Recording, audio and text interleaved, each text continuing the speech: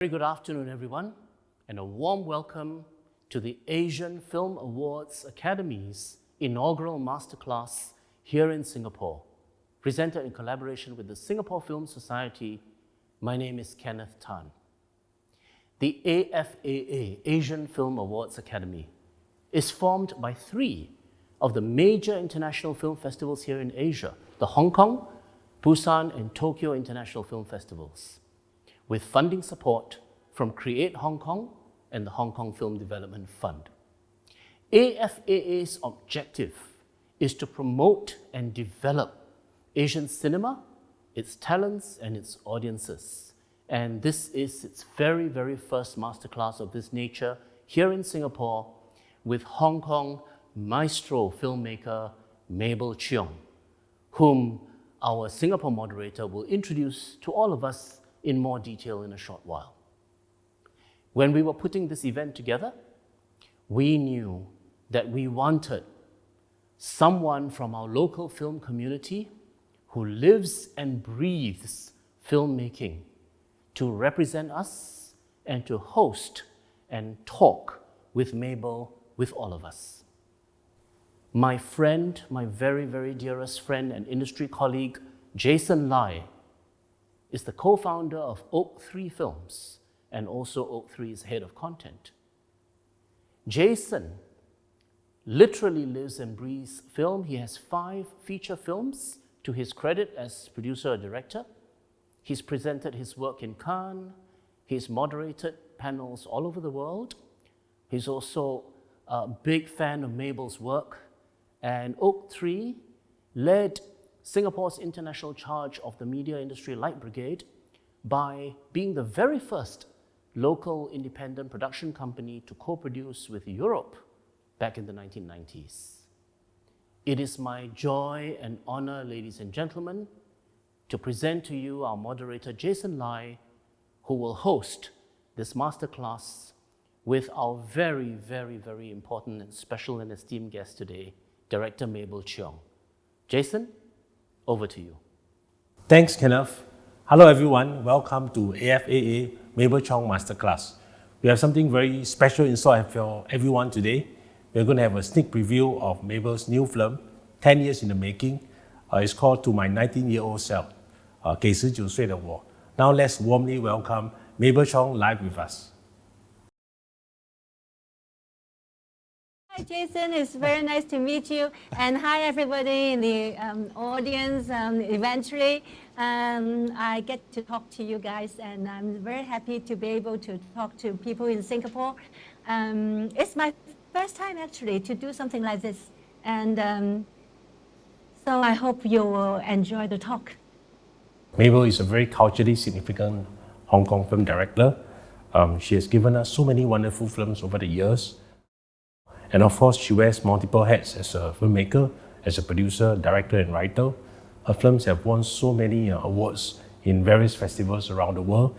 This includes the Hong Kong Film Award Best Director for her debut film, Illegal Immigrant, followed by the next film, An Autumn's Tale, which she won the Best Film. And then there is the Berlin Film Festival, Crystal Bear Award for Echoes of the Rainbow, and the Golden Horse Award for Best Film, Best Screenplay for Painted Faces. And of course, the list goes on and on. So today we're very honored to have Mabel with us. Mabel, thank you so much for joining us today. I'd like to begin with you sharing with us what are your favorite and least favorite parts of being a film director. Favorite and least favorite. I don't think of being a director that way, you see. I don't count my favorite things or non-favorite things because in everything in life there are some good times and bad times. So for me, I'm actually really happy that I can become a film director because you know how hard it was for a woman in my time to become a film director. And I think I really enjoy every bit of it because I think, first of all, if there's something I cannot do in real life, I will realize my dream through my protagonist. I don't know whether you have seen City of Glass. Yes, of course. But you have. You see, Yes. I always wanted to be a pilot flying the small plane. But every time I said, I'm going to learn to fly, then Alex Law, my partner, he would say, you're going to die. For sure you're going to die because you're such a careless person and you're going to die flying a plane. And every time he can show me, on TV, John Denver died, see, he just died by flying a small plane. So, but in City of Glass, I realized my dream through Shu Qi, and she flies a small plane. So as a director, I just sit next to her, and I enjoy flying every bit, and I realized my dream. And that's how I dream through my protagonist. I can live life which I can never experience in real life. Like when I make the Song Sisters, I live the life of first ladies. And when I did the A Tale of Three Cities, I experienced the war and I escaped from place to place, realizing how hard it was for our parents. So that's, I can only think of the good parts. The bad parts, let's forget about it. Okay, Mabel, let's dive a little bit deeper into your film, An Autumn's Tale. This movie has such a beautiful and iconic ending. Can you walk us through the conversations that you have with your writer, editor, DOP to create this memorable, iconic ending? Actually, at the writing stage, it was just a very simple concept. We wrote the two-person, Chow Yun-fat and Cherry Chung. They gave each other the parting gift, which was like the most precious thing in their possession. But unfortunately, because of the wrong timing, these two gifts, which should be a perfect pair, cannot go together. They miss each another. So that's in the scripting stage, which is very simple. But then when I actually shot the film, I thought maybe I make something, because this is the ending, so I should think of something more beautiful, more memorable. So I was sitting underneath the Brooklyn Bridge one day when I was waiting for my crew members to show up. Then I looked up and I saw this spectacular structure of the Brooklyn Bridge. And I thought, wow, this is really good. Maybe we can show Chow Yun-fat running after the car, trying to get a last glimpse of Cherry Chung. And then we can shoot the car going through this structure. And then nearby there's this very short tunnel, and the car can go through, and then along the very narrow street and up the highway to Brooklyn Bridge, the entrance of Brooklyn Bridge. And I can have Mr. Fat, I call him Mr. Fat, and I have him running after the car just to want to get the last glimpse of the car, of Cherry Chung, and through the same structures. So it was then I decided to intercut between Fat chasing the car and Cherry Chung leaving behind the Manhattan skyline in beautiful twilight. But then there was one shot which I really wanted to do, and when I was a child. When I was a child, I watched Lawrence of Arabia. Have you seen that film? Yes. Many of By us Peter here have seen O'Toole. the film, yes. Right? And there was this one shot of Omar Sharif. You remember? He was in a black robe riding a black camel, and he was riding across a desert. And somehow he was riding and you saw him trying very hard, but he can never progress. I mean, it seems that he's always running in the same spot. And there was a heat and a steam in front of the camera. And it is such a magical shot because you see this person trying so hard, but he can never get anywhere. And I thought, when I was a very small time student director, I thought I have to make a shot like that. Without realizing that to make a shot like that, you need a very powerful telephoto lens, maybe over 1,000 millimeter to do that. So for An Autumn's Tale, for Chow Yun-fat running to chase after Cherry Chong, I used a 1,020 millimeter lens to shoot him running towards the camera. And I don't know whether you guys remember that shot at the end of Autumn's Tale? Yes, and of course. Yun-fat was running very hard. Everything was out focused. Even the car going in front of the camera is so like, and you see all these shadows moving in front of him. And he was running very hard, and he can never reach his goal. I mean, it's like my dream come true, eventually making a shot like that. Mabel, for your first movie, Illegal Immigrant, you had all non-professional actors. For this film, An Autumn's Tale, you had professional actors. So what is the process like directing the actors, and did it change the way you approach the project?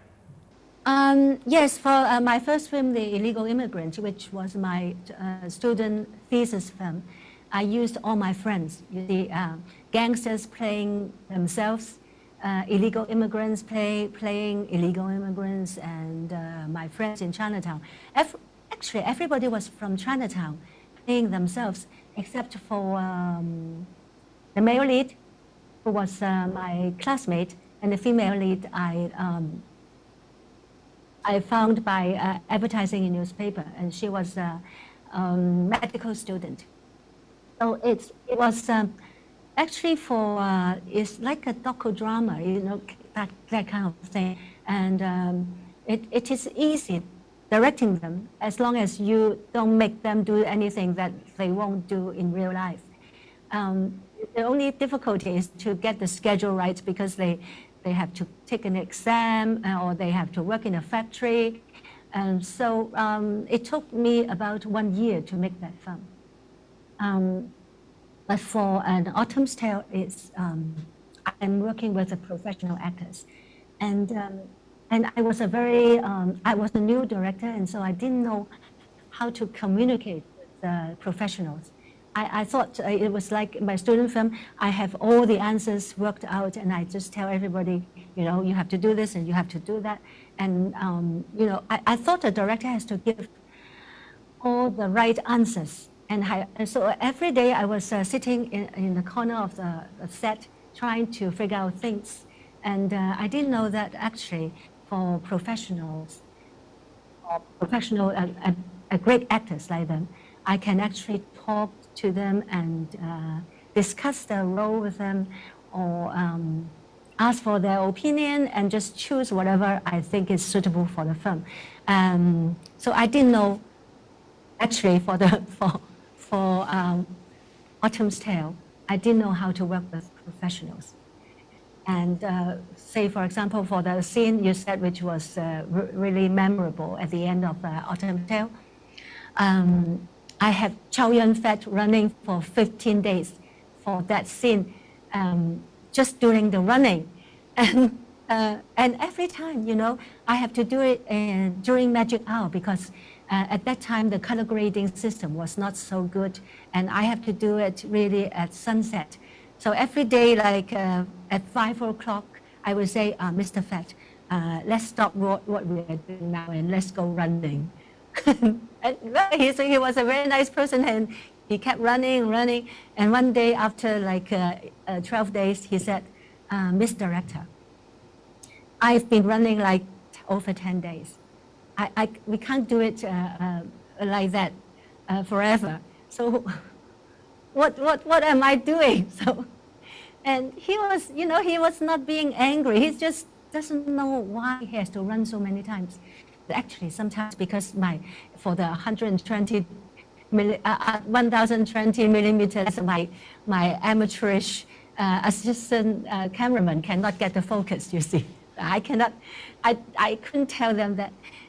So I just say, oh, this is going to be a beautiful sequence, and everybody would be so moved, and you ran very well, you know. Sometimes you are sad, sometimes you are a little bit full of hope, and sometimes you just get desperate. that kind of thing. But I didn't know how to work with actors. I have to figure out that thing later in my career. Wow, that's such a story. I understand that in a recent interview with Singapore Chinese papers, you mentioned that the character of Samuel, played by Zhou Renfa, is actually inspired by a real gangster. Maybe you can tell us more about this. He just reminded me that I cannot call him a gangster because he wasn't a gangster then. The Zhou Renfa's character was based on my friend. His name is Raincoat Lemon, and he was an illegal immigrant. He worked in Chinatown. I just want to remind everybody that he's not a gangster. Anyway, the way he talked, the way he acted is exactly like the Zhou Renfa character in the movie. And he called me Chabo, because I'm a troublesome, Chabosome. Well, he has his own set of English. You see, he hasn't had a chance to learn English, but then he speaks English all the time, very fluently, like outside water, delida. I said, oh, outside water, delida. It means it's raining outside, right? And you talk Olo, yes, you talk. I talk Olo, no talk, meaning that everything you talk is right, and everything I talk doesn't make sense or is wrong. That kind of thing. So he's the most interesting character I've met during that period. So I based on Zhou Renfa's character on him. So Mabel, your movie was made in the 80s. Now more than 30 years on, here we are in Singapore enjoying a restored version of it. So why do you think this movie has such a timeless appeal? And how as an artist you create art that can stand the test of time? When I make the film, I didn't think of any of making a film that stands the test of time or making a classic or anything like that. Because at that time, it was really difficult just to finish the movie. I went over budget and I didn't have control over the schedule, and my actors been running for 15 days. So I got reported back home and my boss said, okay, it seems that you're a bit out of control, so maybe you should shoot all the exterior New York scenes and finish all the exterior shots, and then come back to Hong Kong first and let me see the rushes and what's going on before I decide whether you should continue to make the interior shots. So I said goodbye to all my friends and my crew members at the airport. And I said, this may be my first film, but also my last film. So thank you for all your help and goodbye. That kind of thing. We almost cried. So nobody expected that film to do well. I was thinking, oh, I would be lucky to have that film finished. So that's, so it is a surprise to everyone that it did well, and then people still remember it. I'm so happy that you guys are still watching the film.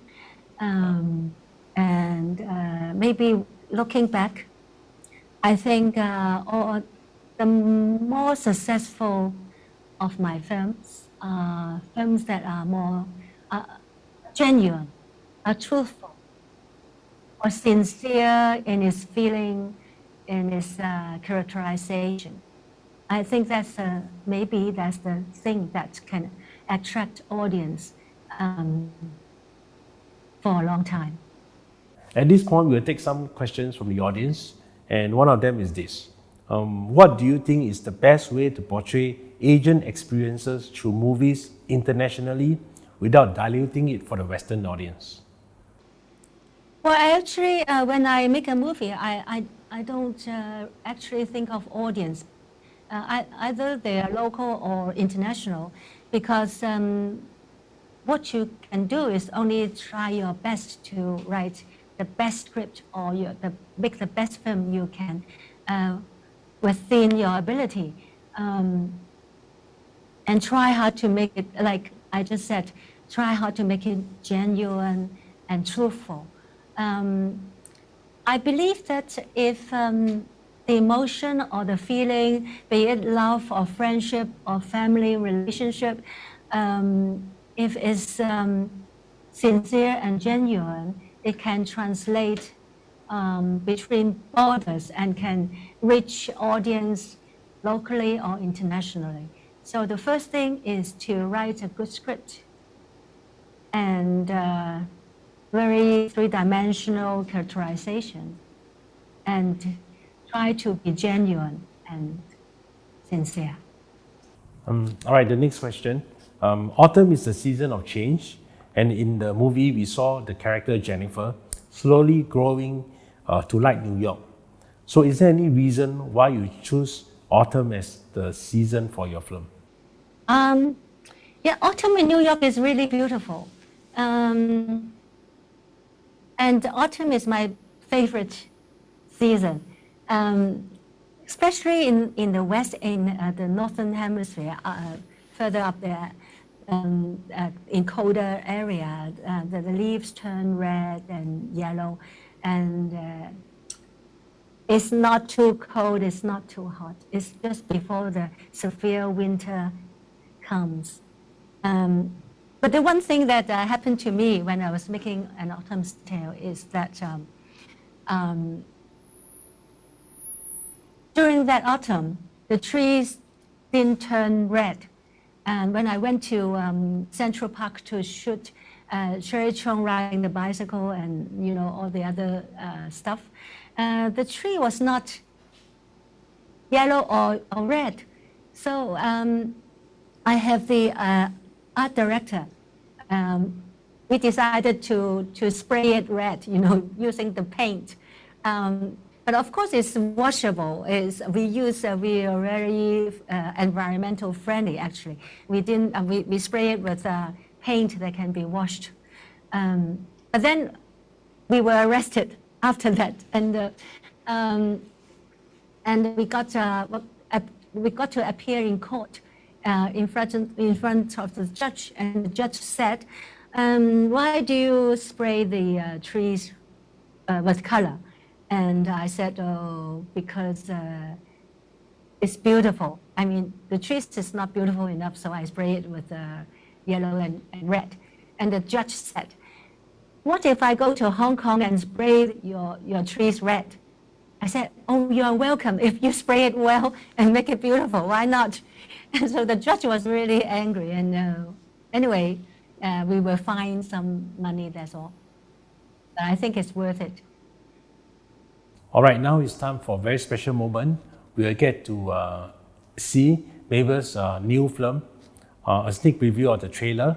The trailer is so new that there isn't any subtitles yet, but don't worry. Right after this, we'll get the director to tell us more about the film. Please enjoy. 我哋喺2011年開始追蹤一班 Form 1嘅同學，呢一班剛好 Form 1呢就喺舊校就讀，Form 2呢就搬咗去深水埗嘅臨時校舍，咁 Form 6呢應該返到去新建成嘅學校，係非常之獨特嘅一班。終於我哋追蹤到2019年，佢哋19歲。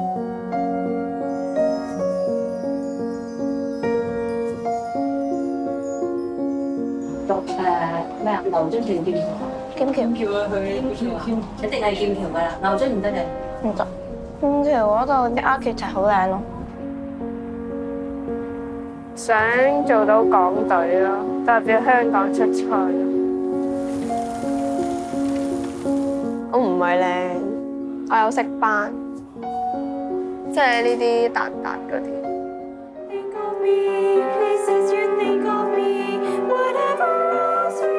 做 Richard 嗰啲律師，要睇電視先知嘅。邊個 program 啊？我而家如果做唔到律師嘅話咧，就做香港歷史博物館香港文物1級館長。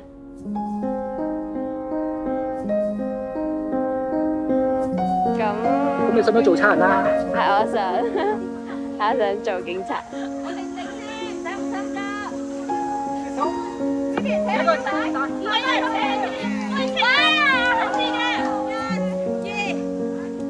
父母05年嗰陣時離咗婚咯，阿爸結咗婚啦，跟住又離咗婚啦，阿媽而家結咗婚咯。咁佢哋喺咪你身邊啊？唔係啊，我媽咪舊年9月去咗美國，跟住我媽就知道我喊咯，之後3個人鬧下，一狗喺度喊咯。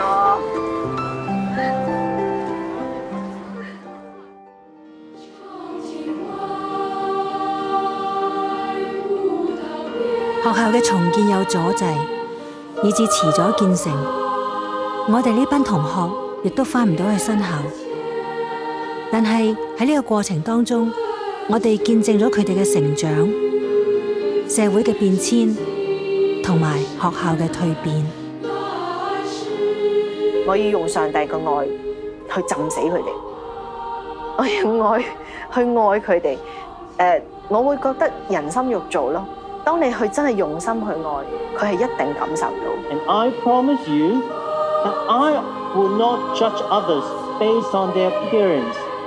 I will try to look beyond the surface and to serve each individual that I encounter.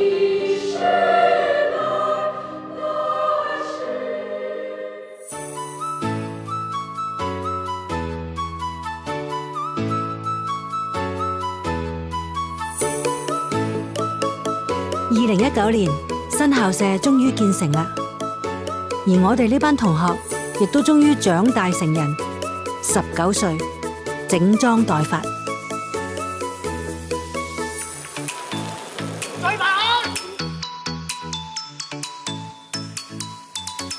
對住係咁中意玩咁傻仔嘅人可以。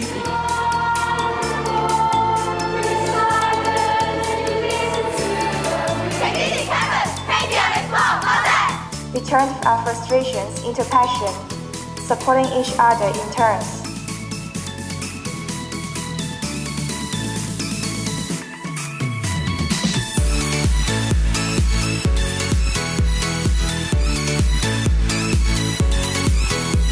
我哋做教育就係話，我睇到而家呢個咧，唔係佢永遠嗰個嘅樣嘅，其實佢有一個 future 嘅佢。而家咧，我就要睇下點樣喺而家呢個佢去到嗰個佢之間咧，我哋幫佢。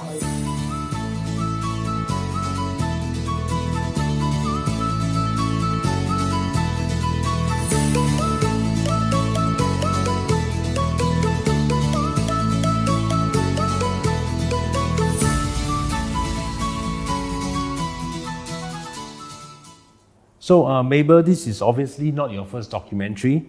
You did Traces of a Dragon, Jackie Chan and His Lost Family.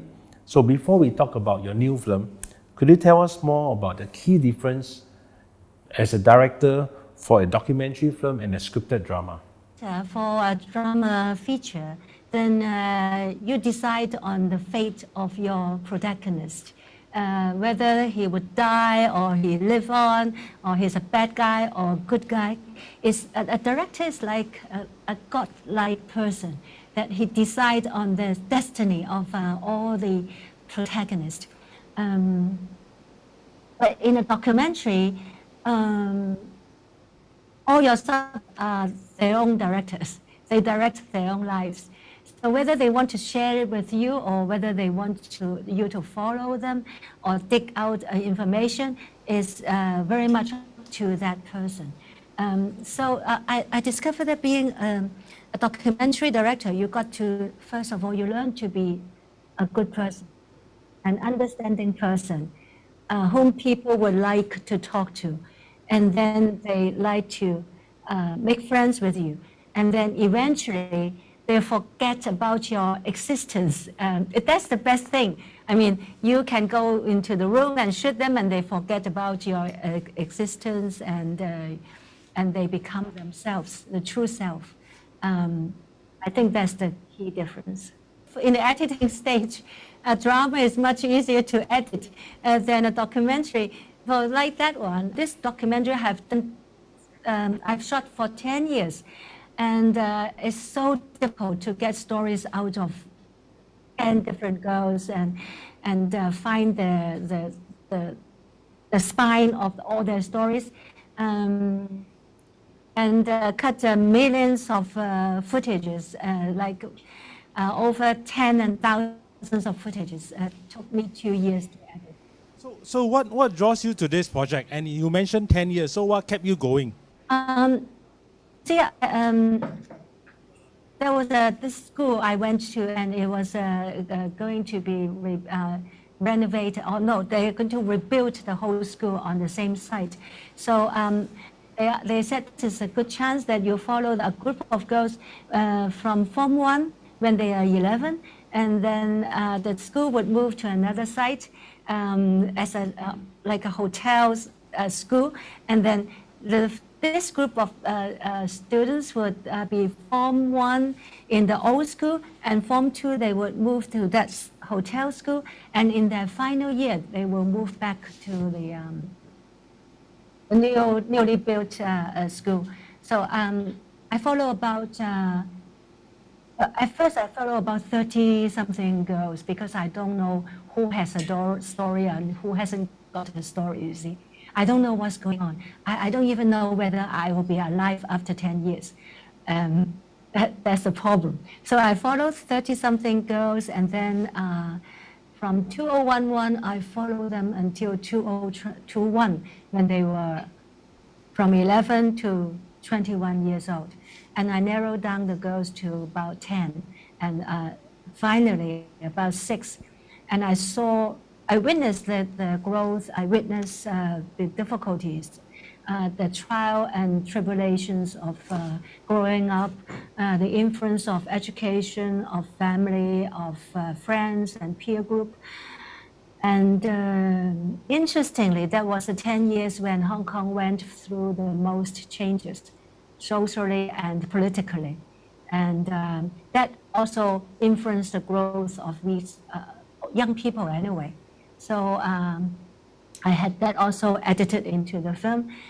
So it's a growing up story of young people in the turbulent 10 years of Hong Kong society.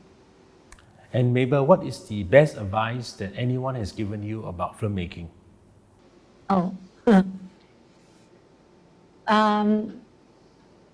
Yeah, there are a lot of advices, but I remember one thing that my professor, film professor, told me when he saw one of my pieces, and he said, "It's good." I said, "Oh, really?" I took all this by accident. And he said, "Art by accident is still an art." So I thought, wow, that's really cool. And so from then on, I thought, well, I shouldn't be too strict about everything. About I should leave a lot of leeway, so there would be good accidents that happen along the way. And I learned not to be too nervous or stressful about creativity, because in creativity or writing a story, you can think about it day and night, and the solution never comes. But then if you go cooking, cleaning the house, watering plants, or go to have a bath or sleep, then maybe, when you are relaxed, things would happen, and the solution would come. So I always, I put some paper by the bedside, because it's always in the wee hour of the morning, when I'm half conscious and very relaxed. I would think of very wonderful things that I can use in my stories. So I think that really helped me to be relaxed and to stand and stare, like doing nothing. But then, of course, it doesn't happen if you just sit there and do nothing. You have to think about it day and night, but not to be too stressful about it. About 2 years ago, during the height of the pandemic, there was a survey done in Singapore about what are the essential jobs to keep the society going and what are the non-essential jobs. And artists came at the top of non-essential jobs with 70% of the vote. And so I'd like to know As a filmmaker, what do you think is the role of artists and filmmakers in our society today? Well, actually, I think about it a lot too, because, I was thinking when I was, when I was making 8 Tables of Gold, that was in China in the heat of summer. And I was working very hard because we have a deadline to meet, and then the temperature was like 40 degrees centigrade, over 40 degrees centigrade. And I have all these people, it's a procession along it's a wedding ceremony. And all the people walk along the field, and they were sweating, and everybody was unhappy. And I had them walking to and fro so many times that I think they were shouting foul language at me anyway. But and after shooting, I thought, what is the purpose of people like us? I mean, artists and filmmakers, like you said. We are not essential. I mean, during a war or a pandemic or a revolution or atrocity, people, of course, would go to a doctor would be very important. Farmers would be very important because the food and rice and everything you really need. They are essential people. And what are we, all these non-essential people, doing? Why should we work so hard? And in the 40 degrees centigrade, what we are doing? And there was this farm lady, a farm woman, and she was resting underneath a tree, because it's too hot. And she said, oh, filmmakers really work hard. We farmers, we never do anything in the heat of the afternoon. We will wait until the sun sets, and then we'll come out and water the plant or whatever. And said, you guys are really hardworking. I've never seen anyone as hardworking as you guys. And I said, what is the use of us working hard? I mean, in a war, then you'll be so important because you grow rice and paddy field and everything, and you are more important. And the farm woman said, well, no, she said, you should keep on making interesting movies so we can we can relax and we have something to look forward to. Because you know what happened? During the Cultural Revolution, we have only 8 revolutionary operas to watch. And for 10 years, there were only 8 operas. And we went crazy because, there's nothing to do. And we're so bored. And then she realized suddenly that if you have all these interesting programs and movies, then their life will be more colorful and more interesting. And that's what keeps them alive and what keeps them looking ahead. And I begin to realize this during this pandemic because, we in Hong Kong, we were not allowed to go into the cinema. All cinemas are closed now. And every night at home, I have to watch Netflix, the streaming platform, Disney Plus, whatever. And that kept me going, And maybe that's the use of filmmakers. So Mabel, you mentioned about streaming platforms. They are obviously changing the film and TV industry. And I'm curious, what are your thoughts about them? Do you watch any shows from the streaming platforms? Anything that caught your eyes recently? Yes, I think the streaming platforms and all these are really good for filmmakers because at the moment it's difficult to make films in Hong Kong because our market is getting smaller and smaller. And going back to China to make films is have another difficulties because then they have a lot of restrictions and censorship problems, and it's difficult to get job also because they only hire big names and big action directors from Hong Kong.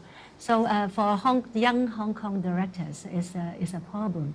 But then streaming platform provides a platform for young directors or people who do not want to go elsewhere, but they can still make interesting programs.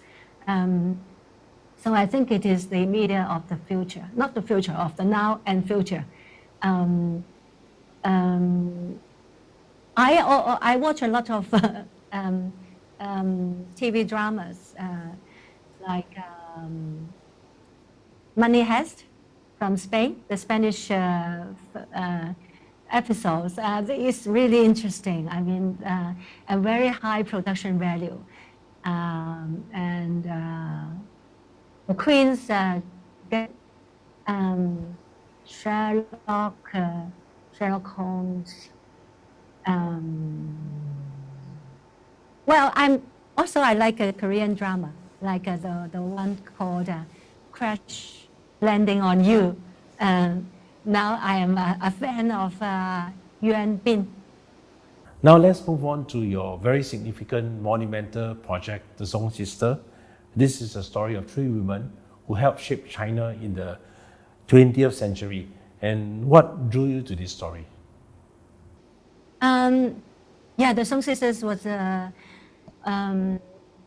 project which I made in the 90s, leading up to the Hong Kong's return to China. And at that time, because it was a British colony, I didn't have the chance to study modern Chinese history. So I read a lot of Chinese history books. And in those books, I discovered the three women, the Song Sisters, who were even more legendary, I think, more than the Kennedy family. But the one thing which drew me to these women is that they were sent by their pioneering father to study in America during the Qing Dynasty, when the women all have their feet bound. So it is really a very advanced group.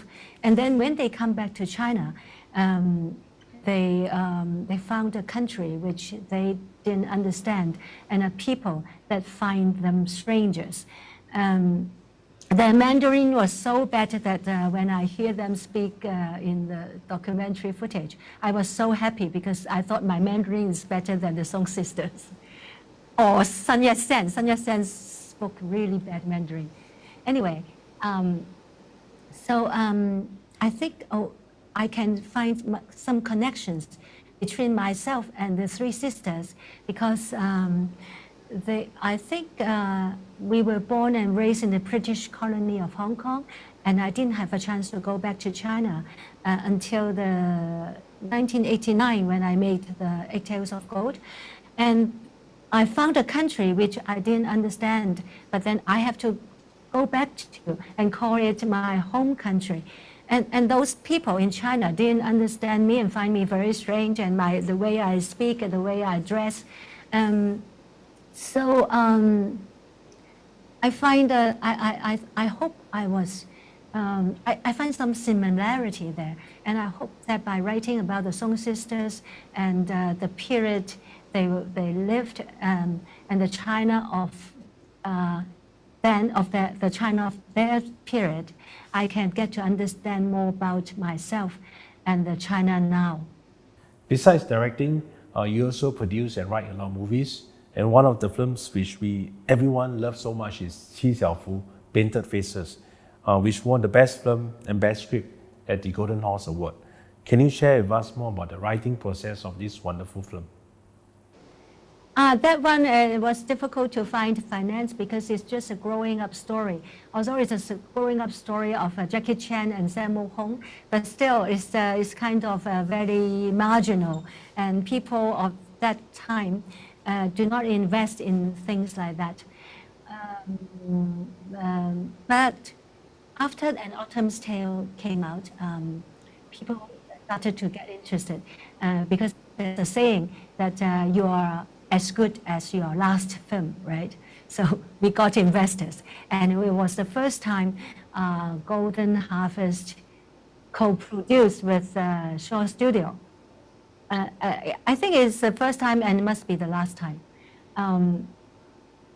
And they have Sammo Hung because Golden Harvest has Sammo Hung, and he's the perfect actor for to play Master Yu, and Shaw Studio have Alex and myself. So it's a co-production, and Sammo Hung play Master Yu, and we went to, because there was no longer any Beijing opera schools in Hong Kong or acrobatic school, nothing like that anymore. And we have to go to Taiwan to some acrobat school to find actors. But we found an actor who looks really like Jackie Chan, the young Jackie Chan, and who can really flip-flop like that. He really looks like Jackie Chan. And yeah, and then the younger ones, like 7, 8 years old, we cast in Hong Kong. They were just ordinary children. Of course, we try to find some very naughty ones. And then we actually started a school for these children. For 2 or 3 months, we hired the tutor from the Beijing Opera School who had taught Jackie Chan and Sammo Hung. We hired him to teach these small children. And Sammo Hung came from time to time to be the headmaster, right? And this school, I discovered that it's so easy to learn to backflip and everything. When you were small, you were so flexible. Actually, I was watching these children and making this film, and I thought I should have learned the acrobats and Beijing opera when I was small. I should go to those schools because I'm old and cannot do anything like that. But then you can still study when you are old, right? You can study anytime, but then you cannot do any acrobatic acts or the Beijing opera act when you're so old. Mabel, today we are very fortunate to have many young filmmakers and students in the audience today, and they'd like you to share with them what are some directing tips you can give them. I think nowadays, because technology is so advanced and you can change a lot of things, cinematography, the color, the editing, it is technically, we can do anything now. We have the virtual reality thing, and we can we have 3D scanning, whereby we can scan locations and project it on the LED wall. And the actors do not even have to leave the studio. Everything can be shot in studio. So I think for young filmmakers, the most important thing, and which technology cannot take away, is to be creative. And I think all people who aspire to be film directors or work in the film industry, they should try to go out of the box and try to live a crazy, exciting life so they can have interesting stories to write about. They should meet all sorts of characters, like what I did in New York. I make friends with gangsters and illegal immigrants. That's how I got stories for my immigration trilogy. So for filmmakers, young filmmakers, technology you can learn anytime, but then you have to live a life that is interesting and write stories that can appeal to film companies and the audience, and that's how you can enter the business. Right, Mabel, here's another question from our audience today, and this person says that I love Autumn's Tale so much that I even went to New York a few times because of your movie. And so the question is, would you consider making another migrant story, but in today's context? Well, I will not make a sequel to Autumn's Tale because I think the best thing it's difficult to make a sequel.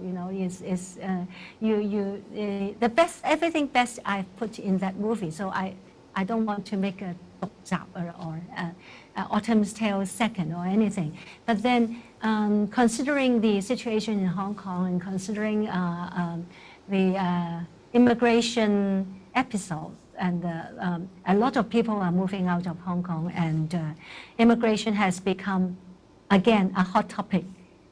And you know, when I made the immigration trilogy in the 80s, immigration or illegal immigration was the hot topic of the day, because a lot of people didn't know what will happen to Hong Kong in 1997. So a lot of people tried to move out, and even I was staying in New York then, and my friends tried to arrange fake marriage for me, and my classmates suggest to marry me, you know. So that at that time it was immigration of another kind, but nowadays immigration has become hot again in Hong Kong. So maybe now is not the time to make films like that, but then I think I can easily write another trilogy about immigration in Hong Kong now. All right, here's another question from the audience. Despite the challenges, how do you think the Hong Kong cinema will evolve in the next few years? I don't like to predict things, because everything after living for so long, I know nothing can be predicted. So I can just flow with the tide. But I think that we have a lot of talented young filmmakers in Hong Kong. Like in the past few years, a lot of first-time directors who won the government organized first film competition. We found a lot of very interesting film scripts, and a lot of these directors won the first time director awards. So I think it's not the lack of talent, especially now we have the mirrors, you know, and mirrors is getting young people interested in pop music again. So I hope that with this young energy, we can start making interesting Hong Kong films again. But of course, the situation has changed, and we may not be able to go back to the time of the 80s, when everything seems to be rosy and really excellent for Hong Kong movies. That was in the past, and let's not think about it. Here's another question. What is your process like as a writer-director when you create a new story? It's different every time. Sometimes I create a character because I think I create a new story because I think the character is really interesting. Like in An Autumn's Tale, I have this friend, Raincoat Lemon, and I think he's the most interesting person I've ever met. So I want to write a story about him, and also a story about myself. The girl's experience is based on my experience when I was studying in New York. So sometimes I write because of the character, and sometimes I started the film because of the place. Like in City of Glass, the hostel, the ladies' hostel where I went to, is called Ho Tong Hostel. It was 1997, and the university was going to pull down the whole building. And so I was really upset because I thought, wow, that's going to pull down my memories and of my youthful days. All the memories is like going away with it. And so I offered to write a story about the ladies' hostel and the young the university students at that time, to intercut with university students who was facing 1997. And also, at that time, I want to capture everything on film because I don't know what will happen to Hong Kong in 1997. And I think it is like a city of glass. Everything is so transient. And tomorrow, maybe everything will be gone. My hostel is gone. The airport will be gone. And maybe, I didn't know, maybe we'll call the Queen's Road into the People's Road. Maybe the names would be changed. So I want to capture everything on film before they disappear. And that's what I've been doing all the time during my entire career. And I thought that's another thing about making films, is that you can capture all your experience, your feelings, your sentiment, and the city you love. They come and go and they change all the time, but once you capture them on film, they stay with you forever. Yeah, that's indeed very, very true. So after all these years, have you ever once thought about quitting the film industry or even quit directing? And what kept you going? Oh yes, no, I didn't. I think I'm in the right industry for myself, and I'm so happy that I'm a film director. So I never thought about quitting. What's so interesting for me is like looking back, I captured all my experiences on film. Is say for example, An Autumn's Tale, I captured my friend.